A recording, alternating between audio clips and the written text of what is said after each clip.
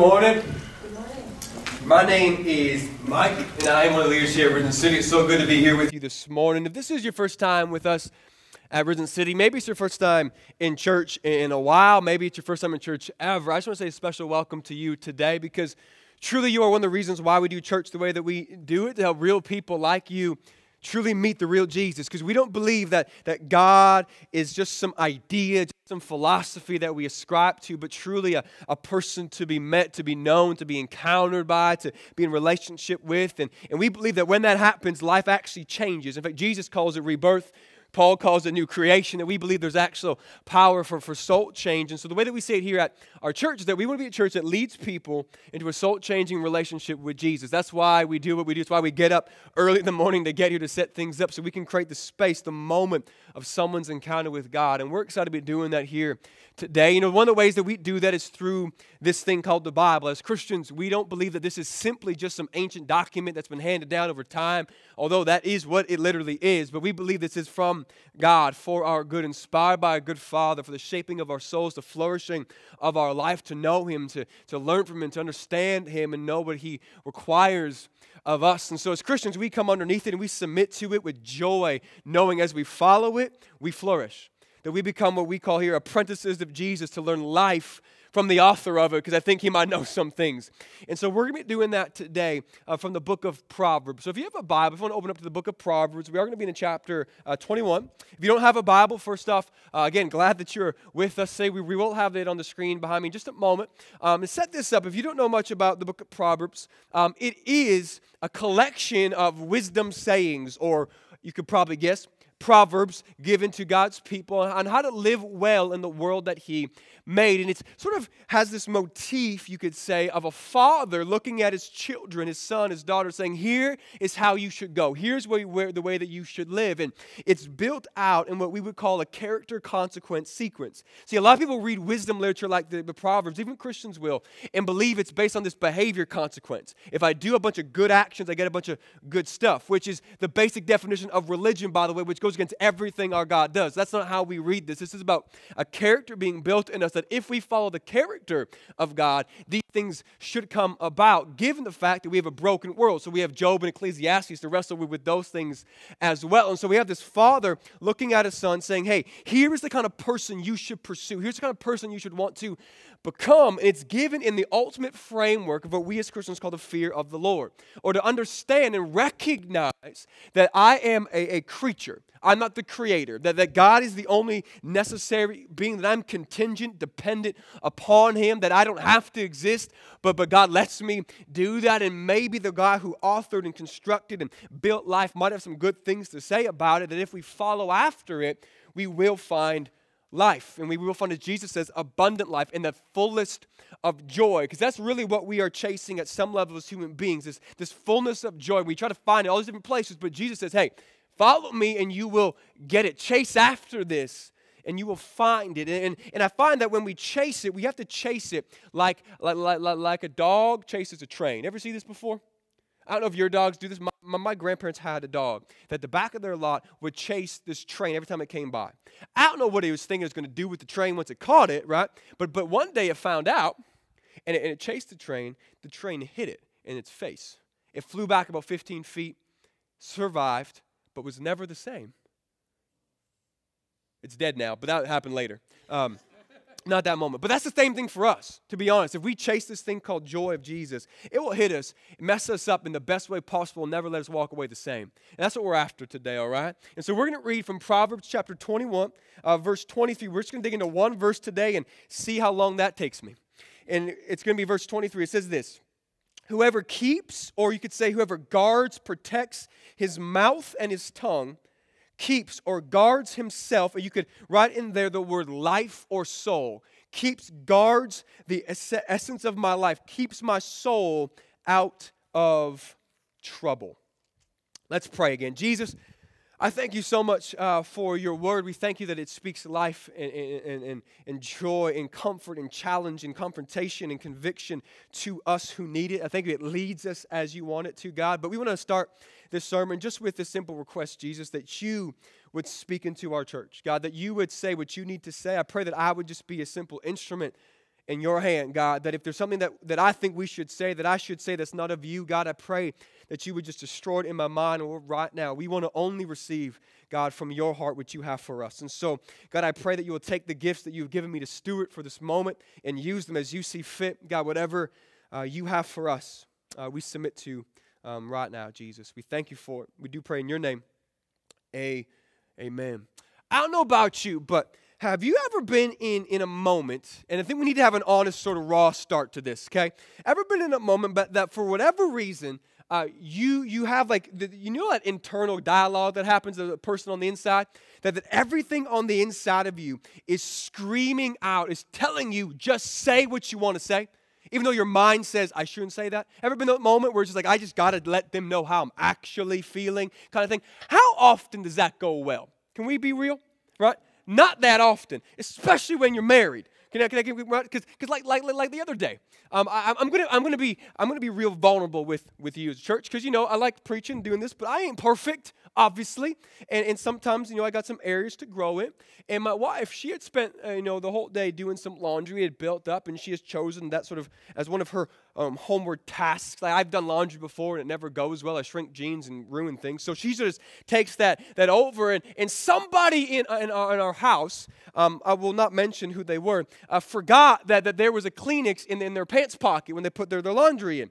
And as you can imagine, when that goes through the laundry, it exploded over everything, all over that person's shirts and things like that. And then I came home that night, and it was a long day. I was tired. I was, sort of worn out, and I wasn't feeling all that great. And I come to see my laundry, and there's white fluffs all over the shirt.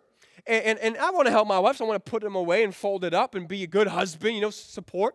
And I realized, hey, that's not cool. And so I'm sort of, again, a little angry, and I just start wiping off my shirt, getting the lint off onto the floor. And my wife looks up at me and is like, no. I was like, I'm not going to deal with this right now. I'm like, I'm just going to wipe it off. And she goes, that's going to cause more work. I don't want to have to vacuum after you fold your laundry. Just chill. Go get a lint roller, make it happen. And I decided in my vast wisdom that I have to let her know, well, babe, it ain't my fault there's lint everywhere. And the moment where, like, you say something and it felt real good to say it, but, like, you can watch it sort of in slow motion go and sort of unfold before you. But there's nothing that you can do, so you got to commit to it. You know what I'm saying? Ever been in that moment, right? Well, she looks up at me, right? And husbands, you know the look. It's just like this look. And I know I'm in for it. Like, there's nothing I can do at that point. But she goes on this tirade about how all the work she's doing, I'm folding laundry and unpacking this, and how dare you say this, and you're the one left in here, and all this different stuff. And I'm thinking as she's talking, I know she's right, but I already said it, and I'm not feeling that awesome. So what choice do I have? And then I had the audacity, the boldness, I should say, to inform her, well, babe, if we want to do everything with excellence, you would have checked the pocket. You can imagine how well that went for me, right? The next day I bought 2 gifts, 2 of them, a flower, which you end up not even liking, so it's wasting my money. Because here's the thing, right? When you don't guard what you say, it costs you. Sometimes actually money that gets thrown out in the backyard because you don't like the plant you buy because you're trying to be a nice husband and make up for it, right? Not that I'm bitter about that. But here's the thing, right? When we come to the proverb today, literally this is what it says. Right? Guard your mouth, watch your face, and you'll keep your life from trouble. Watch what you say, and it'll keep you, it'll guard you. See, here's the thing about what we say. The Bible and God, from beginning to end of the Bible, He has a lot to say about what we talk about, in fact. And not just in that kind of like little children, watch what comes out of your mouth, kind of old school kind of teaching. It's actually very powerful. God has a lot to say, cares so much about what comes out of our mouth. In fact, in one proverb, it literally says this, that there is the power of life and death in the tongue. That there's a weightiness to what we say. That as we speak, there is a kind of power behind it. But before we get all weird, this isn't talking about, by the way, this kind of new age, Tony Robbins, speak good things and it happens kind of crap that we get put all the time. Because hear me today. Number one is this. If you think just speaking things out to the universe is going to make a difference, the universe is deaf. It can't hear you. It's not going to change anything. And number two, trying to have all this sort of positive affirmation stuff, God's hand isn't moved by your positive affirmations. Right? It's not how He operates. Right? So though we can have this sort of name it, claim it theology that gets into the Bible, the only place that stuff can actually survive is in an entitled Western culture where we're comfortable. Because you go to Africa and tell them, just name it, claim it, buddy. Not going to work. That's not what this is about, right? This is simply saying this. Don't be dumb with what you say. Why? Because there's a power to build or destroy in how you speak. That when you were talking to people and crowds and friends and parents and children, you can repair or destroy. You can rip apart or bring together. You can divide or unite with how you speak. See, parents, you need to get this because there will be inevitably a day, because you are imperfect, that you will say something and watch the heart of your child just melt under the weight of your words. Right? And it'll be gut-wrenching and your heart will turn, but you begin to realize how much power our words actually begin to have. The goal would be to minimize those opportunities, obviously, and maximize the life-giving ones. And if you have to sort of pent up all that verbal aggression, just save it for when your daughter turns 16 and boys start coming. Then you can let them know how you really feel, and the good ones will make it through. That's sort of my rubric. I'm not going to do that. That'd be really mean. But I'm going to be the best. I'm so excited for when boys start coming around.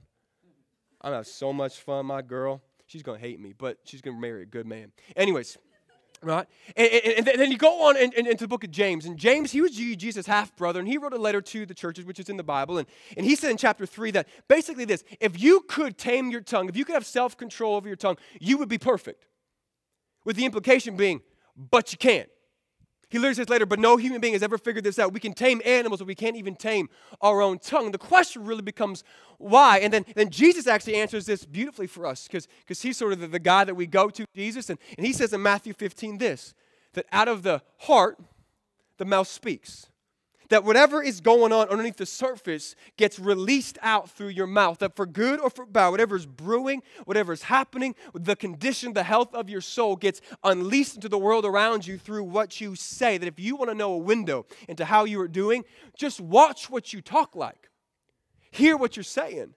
See what words come out of, what consumes your conversation. That there is a wisdom we must have, which means this: to guard my mouth, to guard my tongue, as the Proverbs says, to guard what comes out of my mouth, is not simply just this active process of watching the words I say, but also what's being said in my soul. You can't have one without the other. Because inevitably, what is here is going to leak out and come out through the way that you speak. So the question really becomes for us today, well, what does it mean to guard our mouth? Because the proverb says to keep or to guard, which is this idea of an active process, that I'm trying hard to keep what's coming out of my mouth at bay and control. And it's interesting because it says that if you guard your mouth, then in parallel that you will guard your life or guard your soul from trouble. And here it's primarily seen in relational dynamics. That at home, right, with my marriage, with my kids, with my family, my siblings, my parents, maybe it moves out to my neighborhood and my friends, my community, my city, my workplace, that wherever there are people, wherever there is relationship in some dynamic, you will, without guarding your words, invite trouble, chaos, breakdown. That you, not in some, again, weird spiritual attraction, I speak some things out. No, just legitimately, to not guard your mouth is to work for trouble in your life. Which then means this: to guard my mouth is to actively seek about flourishing in my life. So there's some kind of weight we have to get to this. And so then the simplest definition then of what does it mean to guard my mouth, guard my tongue is very simple. It's having self-control with what you say. Not constantly living on the edge of emotion and outburst, like a lot of us tend to do. Can we be honest? In fact, and living without an excuse, or that we are filtered, that we are thought through, that we are articulated, and we are playing with how we speak, and don't make excuses for when we don't. See, I knew a guy, legitimately, I knew someone who thought, and even said this, right, like pretty proudly, which is weird, that he can say what he wants, when he wants, how he wants, to whom he wants, because he's from Quebec. That's what he's like. I can be as rude as I want because I'm French-Canadian, which is weird on so many levels because, number one, I've met some nice French people, and I'm pretty sure they don't want me lumped in with this guy because he's not a good representation of that. Just putting it out there, right? But then number two, just because you come from somewhere doesn't mean you don't be like Jesus. Right? Just having a personality type or cultural background doesn't mean wisdom goes out the door. Right? Like for some of us who are maybe more just sorry saying Canadians, right, who don't say things when we should probably say them, that's also a bad thing. So you can't make yourself passive and passively aggressive. Well, I'm just Canadian, so that's who I am. Maybe wisdom trumps all of that. So no matter who you are, where you're from, it's about guarding and having wisdom with what comes out of your mouth. And so I wanted to define it a little bit today, sort of in a negative sense. What does not guarding mean? Help give a little bit of nuance to it, I think, and it will help us. And it's simply this, that to not guard my words, to not listen to this proverb, is to have a lack of concern or wisdom in the what I'm saying, to whom I'm saying it, how I'm saying it, when and where I'm saying it, and why. Remember back in EQAO, comprehension, who, what, where, when, how? That's what we're talking about today. Welcome to school. And here's the thing, right? When we don't guard our mouth, it's because we have a lack of concern, care, or wisdom, or love of what we're about to say. Right? And so first it comes to this idea of having a lack of wisdom in what we say. And this is simply the content of my mouth, the content of my words. I have no concern for the words I'm going to use to a person. I'm not going to really care about the phrasing I have. I'm just going to say what I want, how I want. I'm going to just put it out there. And what is the content of what we say? Is it full of life or death? Is it encouraging or discouraging? What is literally the content of what I'm talking about? Or is it judgmental? Do I lie and exaggerate all the time to boost myself or to keep myself from shame? What is literally coming out of my, what am I saying? Is it, as Paul says, helpful and beneficial, full of grace, seasoned with salt, each for the good of the occasion, to bring a benefit to people? Is it like that, or is it just whatever comes to my mind, I blurt out? Because you see, there is this thing in Philippians chapter 4 where Paul, he's writing. If you don't know who Paul is, Paul was a religious terrorist who killed Christians, met Jesus, became the greatest missionary that there ever was, and he writes to the church. And by the way, if you're here today and you've been one of those people who've believed this lie that says, well, God can't use someone like me. If he can reform a religious terrorist to become a missionary, you got some hope. Just put it out there, right? That was a good place to say amen if you didn't. It's called grace, people. Anyways, I'm like saying that so angrily. It's called grace. Happy face. Where was? Oh yes, and he wrote this thing that Christians often call the Philippians filter for your thoughts. Right? Whatever is noble and excellent and pure, think on these things. It's also a great filter for your face. Right? Is what you're saying helpful, excellent, pure, noble, good, righteous? Is what you're saying unhelpful, ignoble, impure? Then don't say it. Or figure out a better way to say it in a way that's actually helpful. Right? What is actually coming out of your mouth? Are you filtering what is said? Having concern for how it sounds and how it impacts? A person who does not guard their mouth has no concern for that, doesn't care about it, has a lack of love in their communication. Which leads to number 2 is having a lack of care or concern for who you're saying it to. Because someone who does not guard their mouth has no concern or love for the person who's going to receive what they're saying. Because I don't know if you figured this out yet, but talking and communicating is not just about being heard, but understood. And those are worlds apart, right? But the arrogant person, the one wise person thinks, well, the way that I say things, they should understand. The way that I want to communicate, the way that I want to talk, that becomes the definition of how this is going to work. So you better bend your need to what I need, not me the other way around. You better figure out my communication style, right? That's why a lot of marriages break down. Can we be real? I'm just going to talk. I'm not going to care enough for you to try to say this in a way that you're going to know. I'm just going to speak whatever I want. Right? Understanding that the person on the other side needs some things out of my communication. The humble and hard and longer work of thinking through how you're going to receive this and how it's going to impact you is required of the wise. But you know what this also means? Is what I'm saying, is it's being said to the right person. To care about the who is to think carefully about, is this the person who actually needs to hear this? This is where gossip comes full force in the church, right? We call it prayer meetings and small groups sometimes, but we bring a bunch of people into it that don't need to know what's going on because I won't say it to the face of the person I have an issue with. See, gossip really becomes very simple. I'm speaking behind someone's back what I should be saying to their face without concern for how that is. And by the way, I just want to be real with this. And you guys know that I can be on the harsh side of things, and I recognize that. So I'm going to try to say this gracefully, right? Gossip is one of the weakest things you can do. All it is cowardice. Because I'm just going to have an accusation be thrown out against a person who's not there to defend themselves because I'm too weak to stand before them and say it to them. Gossip is evidence that you are a weak person. Right? It's not cute. It's not just fun. It's not just what we do. It's not just this issue. It actually shows that you have a deficiency of character. It's cowardly. Grace can save even the weak. Amen? Amen. All right. Who you're saying it to. Number 3, and leads me to this, is having a lack of concern for how I say it. Because if there's any young, marrieds in the room, people who want to get married soon, people who think, one day I would love to be married, or those who have been married for a long time. Everybody in the room, right? You realize this, that the tone really does matter. How you say things, the approach, the attitude, the demeanor, your cadence, all those things get picked up. Because you can tell your wife all you want, I want to help you, but if you say it in a way that she doesn't think is actually meaning that, she will look at you and say, fine, don't help me. Then you got some problems, right? How you say things matters, the tone, the approach, the attitude behind it, the nonverbal communication, how you're presenting yourself. But see, an unwise person doesn't care about that. I'm going to say it how I want. Just receive whatever I got. I can be angry and brash. I can be doing whatever. And they're actually not just unconcerned. They are arrogant and foolish because they won't get heard. They'll push people away. And just because I can say it and maybe I want to say it, and that has no bearing on the impact of what you're going to communicate. So if you want to be someone who knows how to speak well with your words, you have to know what you're saying, to whom I'm saying, and how I'm saying it. But then you also got to be concerned with the when and where. Because I don't know about you, but there are times when things should be said and times when they shouldn't. There's a wisdom to know, is it too soon? Is it too late? I just need to forget it. Is this the right moment? Are they going to be able to receive it because maybe of what's going on in their life? Is their emotional state proper that I can actually speak into this thing? Is this the right time with my boss to say what I got to say? Knowing the wisdom actually of when to say things is key. And here's the thing. I can't tell you how to figure that out. You got to develop that.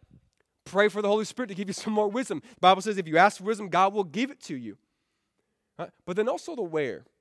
And this is what I think that we don't always understand, because this implies that all kind of communication that we have, from verbal to our texting to our Facebook statuses, understanding the context of my place. Because hear me today, how you talk in the privacy and the safety of a counseling session should be massively different than what you do in a coffee shop. But some of us don't get that. Right? Or how you're talking in a coffee shop should be a little different, right, than how you talk with a spouse. Or what you actually post online. Because just because you don't say it with your mouth, you can still say it with your thumbs. Right? And some of us have to realize that we have to be wiser in the spaces that we're speaking to. Now, here's the thing. No matter what space it might be, you still want to speak in a way that if someone happened to overhear, you're not ashamed of what you said. There's got to be a character that undergirds all of it. But just recognizing the spaces for these things. An unwise person has no concern, just speaks wherever they want, whenever they want. It doesn't matter who's around and what's happening. I'm just going to say, because I am awesome. Here's the problem. That's going to get you into a lot of trouble. As the Proverbs says, don't guard, don't watch, don't be wise. You're just going to invite trouble and chaos because you'll say things in the wrong space. The wrong person hears, the wrong thing happens. They don't understand who you are, don't understand why you're saying it, don't understand all the nuance and context of communication. And then you inevitably invite chaos and discord into your life. Or some of us need to realize that when we post stuff online, like, that is an expression of the internal world. Some of us need to realize this. I've heard this before. Like, some people are like I just got so much drama in my life. I'm like, usually it's girl. Can we be real? Girl, go look at your last 3 months of Facebook posts, and you wonder why. Because that's all you put out. It's all you talk about. That somehow in the center of it all is one person that you will not look in the mirror. That maybe if we can fix something going on here, we can begin fixing things going out there.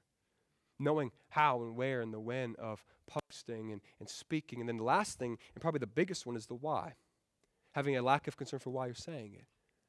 What is the motivation behind your heart in saying this? Why am I approaching this person? What is the goal in this conversation? What's happening underneath the surface? What are my words going to reflect about my soul's health? What is happening underneath it? Knowing that I should be wise with my why. We're going to spend some time sort of unpacking this a little bit more in a second, but these are sort of the 5 kind of questions or 6 questions to be asking, right? What does it mean to be unguarded? Well, it means to have no concern, no lack, or a lack of wisdom and care for what is being said, to who it's being said, how it's being said, when it's being said, where it's being said, and why I'm saying it all, which means this. The opposite of that, to guard my mouth, is to have a great wisdom and care and concern for what I'm saying.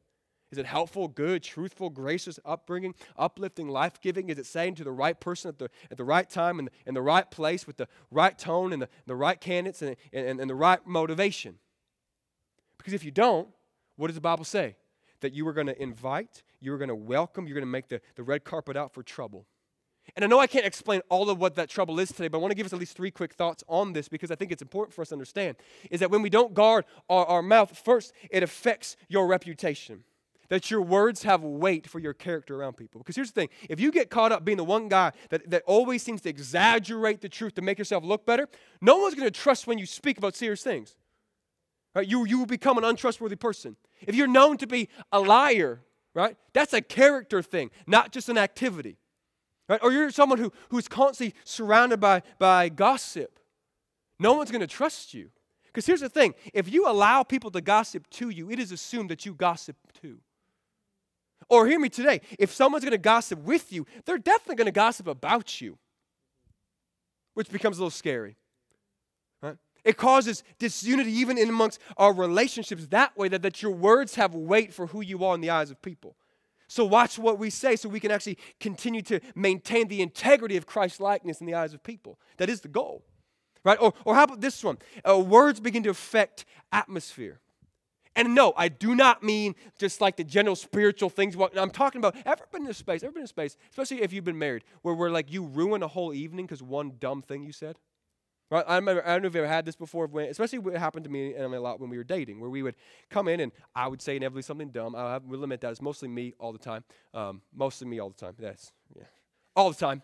It is what it is, right? And then because we weren't really mature enough yet in our relationship to know how to get past that and forgive easily and move on, we would ruin whole nights together, whole evenings, just sitting on the couch being awkward, right? Trying to do homework and just hate each other, and it's just because of just dumb things that I would let pass my mouth, right? They can remove the goodness and the graciousness out of moments and atmospheres between the room and between people, right? And I don't know about you, but those times suck.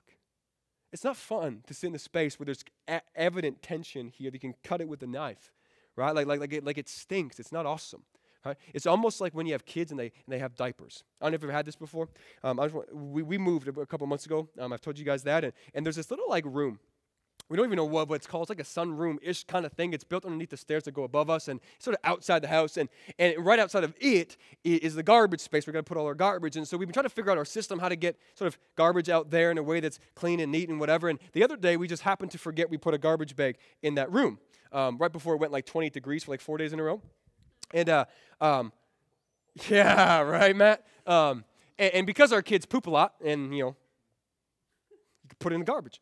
And then we walked out. It was legitimately like it hits you. It's like you have to walk into a cloud, but it's not a cloud. It's like a brick wall of human feces, right? And it's horrible, right? But that's what words do to moments. You can walk in and be like, there's something's weird here, right? Married people, you know it, right? Don't even pretend like you've not ruined a whole evening because you said something dumb, right? It's just what we do, right? But then maybe even more painfully is this, that our words don't just affect us and our moments, but they actually affect the people in our life. I know there are people in this room today that you can exactly remember what that person said at that time that's defined you since that moment. That you're chasing to disprove what my dad said. Or live up to what they said about me, or show them I'm not that, or you've actually lived down to the degradation of those words, that they have shaped your ambitions, your pursuits, they've shaped your fears, and the way that you go about life, that there are people in this room that you have allowed the chains of ill-spoken word to literally keep you in bondage since the day they were spoken over your life. If that's true of you, how much more could be said about what we said to other people? How crazy is to think that because something was said to us by that bully or that brother or that father, that mother, that boss, that teacher, that coach, whoever it was, that's so sunk deep into our soul at this the right moment that the enemy used to begin to craft and deceive us into where we are, that how many words have I spoken that he's done that to? I know it might paint a little bit of a bleak picture here, right? You might be thinking, Mike, that's great. I know we should do this, but it sounds pretty difficult.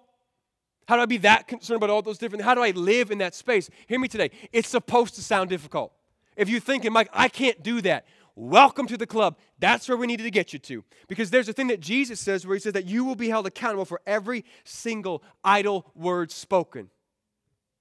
That he's going to hold us to that, which is going to lead us to grace in a couple moments. But before we get there, right, this also paints a very hopeful picture. Why? Because if not guarding my mouth can lead us to all these places of breakdown and pain and hurt, well, then guarding my mouth can do what? Lead me to the opposite place of life. It actually paints a very hopeful picture of what we can be, that when we begin to think like and filter like and speak like Jesus, go and follow after him, allow him to shape us and change us, we will begin given the power of life in our words. That we can begin to bring about flourishing and leading people to space of true life in Jesus and with each other. Why? Because knowing how to speak does what? At minimum, allows you to encourage and build people up around you. Allows you to speak life over their heart, to sort of lift them up and allow them to see what is good maybe in them. To knowing how to guard your mouth and speak with wisdom and speak on how they're going to hear it and know the moment to say it. You will be enlisted in the mission of God to actually be a voice of strength for people. Or knowing how to speak and know how to be wise with the words helps you to lead people. Because I don't know if you know this, but you can't lead people if you're not going to speak to them. And a very simple way is if you are someone who's on mission for Jesus, right? Here's the thing. The Bible says, how will they know if they don't hear? Which means that someone has to speak to them. Which means we literally lead people to the place of greatest life by the way that we speak. So if we know how to speak well, guess what we get to do? Lead people to Jesus. And if you ever thought, well, I'm just going to let my life be that. Yeah, that's one great thing, but you also got to say his name sometimes. Or how about this? How about this? There's actually a study that just came out with a bunch of CEOs in the workforce, and they said this: the number one skill that they look for in a new recruit, the ability to speak well. Legitimately, right, persuasive communication, the ability to speak with wisdom is the number one wanted skill. And isn't it awesome when business catches up with the Bible? We can all celebrate that because we've already got the secret behind it, that we become wise with our words. Right? Or when we begin to speak well and understand this, we can begin, hear me today, to bring about recovery. Some of you are in the room today, and you're in a situation, a relationship that literally is one sentence away from the healing process, but we just refuse to say it. That our words can actually repair. If they can destroy, they can repair. Right? That they can start that next phase. There can be that on the other side of a sentence, of a couple words. Some marriages today might need to hear this very same thing. It's time for us to speak again and speak with life.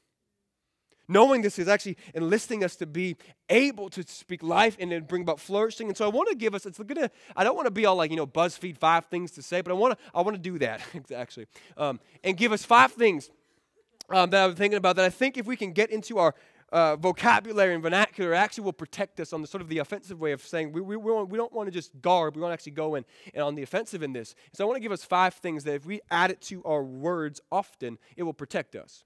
The first one is this one. I'm sorry. If we just add that in a lot more, hey, my fault. I'm going to take ownership of that. I messed that up. I'm sorry about that. That I should not have said that. I should have not done that. Hey, I'm sorry about that. And actually being sorry, not just saying sorry because you can, right? Because repentance actually means I change. Right? The way that I like saying is this: repentance means I get on crack. Confession, reparation, accountability, change. Right? Get on that stuff. It's good for you. Hopefully the context makes the video matter. Sam, don't put that one up just without context, okay? Get on crack, says the preacher. But you should, in the repentance way, right? Saying I'm sorry, right? Allowing yourself to be humble enough to say, hey, you know what? I messed this up. I'm sorry about that. Can I actually bring some fix here? Or how about this one? Help. Help. I need some help with this. Hey, can you help me with that? Hey, you're better at that than I am. Can you show me how this can go? Hey, I need some advice about this, and you seem to be someone who knows. Hey, can you give me some advice? Hey, can you help me with this? Because here's what help does. Help removes you from the place of arrogant isolation, thinking that you don't need nobody. Which, by the way, is a lie, and you do. Right? If we can invite people in, it's actually an invitation to be part of a moment together. It's an invitation to relationship. Help is saying, hey, I want you to be part of what I'm doing right now. How about this one? And this one's sort of super cheesy, but just go with me here. I love you because. I love you because. Right? Not just I love you, because that's cheap. Anybody can say that to anything. We say it to our tacos. It's dumb, right? We've talked about that before. Watch what you love, because, it actually matters. We teach our children, you don't love tacos, you love Jesus and your parents and your dad's cooking all the time. But that's a whole other thing, right? Because love is what? Love is to desire and to act for the good and the flourishing of the thing that I'm talking to or speaking about, right? So I can't love a chocolate cake. It's annoying to me. Anyways, right? Saying I love you because requires of me. Requires thought, effort, course, I put some behind this. I'm not just walking by saying, I love you, and the God feels great. It's awesome. It's actually saying, no, I've thought about you. I've stopped. I've held my words. I've thought about who you are, what you are like, what you've done, and I love you because fill in the blank. How about this one? How about this one? I appreciate you because, or thank you because, right? It forces what? To think about you, to stop, to pause, to say, you know what? I want to encourage something in you. I'm thankful for you in my life. Hey, I'm thankful that you did this. I'm thankful that you were in this moment. I thank you that you spoke to this word. I'm thankful that you were here with me. Thank you because something. I appreciate you because hear me today. If you just get those four things in your life, there's not a lot of space left to talk dumb. I'm sorry. I love you. I appreciate you. Help me. That sounds like a pretty good marriage. Right? All your married people, right? If you just get those four things happening all the time, that's going to create some health in that moment. But then the fifth one I think is probably the most important for us, especially as people who want to be on mission for Jesus, who want to live our life in the modern world to see that God would move in our city, move in our marriages, move in our homes, move in our college campuses, move wherever we are. It's this one. Here's what Jesus did when. Or this is what Jesus did when. Hey, you know what? This is what Jesus did in my life when I was going through my divorce. Hey, this is what Jesus did in my life when I was facing my depression. This is what Jesus did in my life when I lost my job, when I couldn't get over my anger. This is what Jesus did in my life when I didn't know my next step. This is what Jesus did in my life when I was addicted to that drug. This is what Jesus did in my life when I couldn't escape my mourning. This is what Jesus did in my life when. I'm just saying, if you can create a moment where that is constantly on your lips, it's going to be really hard to make much of you because you're making much of him. Right? Like, I'm just inviting people to recognize that my life is not for me, it's for Jesus. And I'm just saying, too, like, if you begin putting all these things together, imagine a family, right, where the constant language that they have is, I'm sorry, I need help, I want to include you, I love you, I appreciate you, let's talk about Jesus. That's a healthy home. And I thought about that after I put those together. That's just the Lord leading, right? And it also flows exactly from where? The gospel. I'm sorry, God. I need some help. Thank you for your love. Now this is what you've done for my life. How is your words? I want to end today, and Ben, you guys can come back up with that question again. Why do we say what we say? Why don't we often control our tongue? Why do we not have a guarded mouth? And can we be real? If Jesus says that our mouth speaks the reality of our heart, that as we go in the soul, we'll go through our speech, then here's the thing. It's because we just don't want to. Can we be real? We don't control what we say because we actually don't want to a lot. Because it feels good not to. Because there are moments where I actually want to hurt you. Because you hurt me. And so I don't know how to deal with that, so I'm just going to hurt you back. I know exactly where to hit. We've been together for a long enough time. I know where it's going to hurt, so I'm just going to say it and feel good for a moment. Some of us just get into that space where we just don't know how to deal with the hurt we have, so we hurt people. Some of us are actually a little more evil than that and actually just don't care and want to hurt people. Because at the center of who we are, before we meet Jesus, and even in the process of becoming like him, there is this thing called sin and pride that exists in our soul that breaks down who we are. And you might not think, Mike, I'm not a very prideful person. But hear me today. The reason why you lie about yourself and try to present better than what you are and exaggerate the truth and put only the good stuff on Instagram is because the pride in your heart wants you to be better than what you are. Because you actually want people to see you as more than what you know you yourself to be. That actually it's a deep self-pitying insecurity that exists as a facade for pride. And we will begin to use our communication to elicit affirmation, wanting you to love me and be like me and see how good I am. And we'll actually begin to use our speech to become idolatrous. For some of you, the pride, it really comes out in self-protection. I've been hurt before, so my words, they're going to become my wall. Right? You can't climb this wall. I'm going to use them as weapons to keep you at a distance because I don't want to be hurt again. I don't want to be rejected again. I don't want to go through that again. So I'm just going to keep everybody at a distance. I'm going to speak however I want because I'm actually just trying to self-protect because I have wounds that are too deep and I don't want you to see them. Some of us, right, our pride comes across simply as an arrogance. Listen to what I say. Clearly I'm awesome. You should do it. Why? Because you're so broken and insecure inside, you don't know how to deal with it. Can we just be honest today? Right? All of us find ourselves somewhere in that space. Saying things and doing things and reacting and doing because we actually have this inherent brokenness and self-centeredness underneath who we are. But if Jesus' words is true, if Jesus, and what he said is that we will be held accountable for every single idle word, this should terrify us a little bit. Can I be honest with you? Right? People look to pastors and think, well, you must be spiritual. If God held me accountable for every dumb word I've said, I am screwed at the end of time. Right? How many dumb things have come out of this mouth? I can't even count. And hear me today, karma's not going to make up for that. I can't do enough to take back the words I've spoken. That's why religious systems and karmic ideas break down, because you can't make perfection happen again once you get imperfect. It's impossible. But thanks be to God, we have a grace that came into the midst of this mess called Mike and said, hey, I can make up for all the dumb things you have said, not to mention everything else that goes on in your life. See, some of us, we have to begin to recognize here that the grace of God is an invitation to be forgiven, yes, of all that I've said dumb. But hear me, and maybe most important for some of us today, it's also an invitation to be healed from what's been said to you. Because see, some of us speak from the place of a deep wound of words. The reason why you don't even know what wisdom is in this space is because you have been living under the weight of someone else's ill-spoken word. For some of you today, it was a dad that said this thing, and you've been just living from that space. For some of you, it's been a husband, a mom, a sibling has spoken something that's just so defined everything about your life. And unfortunately today, just because there is a reason for your sin doesn't excuse it.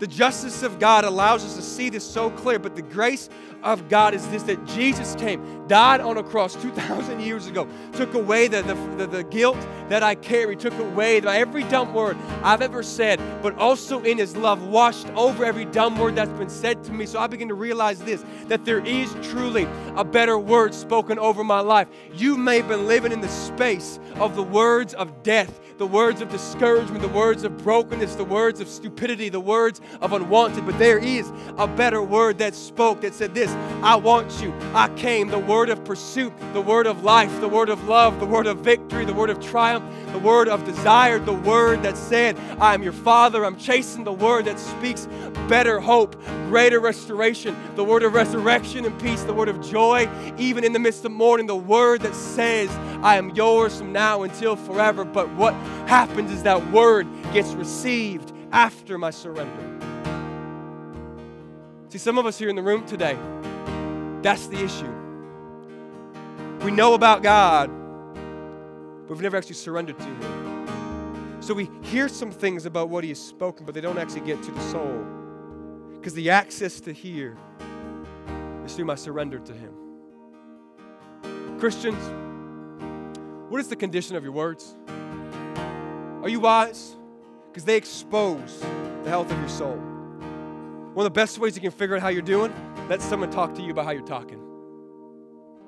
If you're here today, you walked in the room and you didn't come in as a Christian, someone who follows Jesus, I want you to know this today, that there truly is a better word for your life.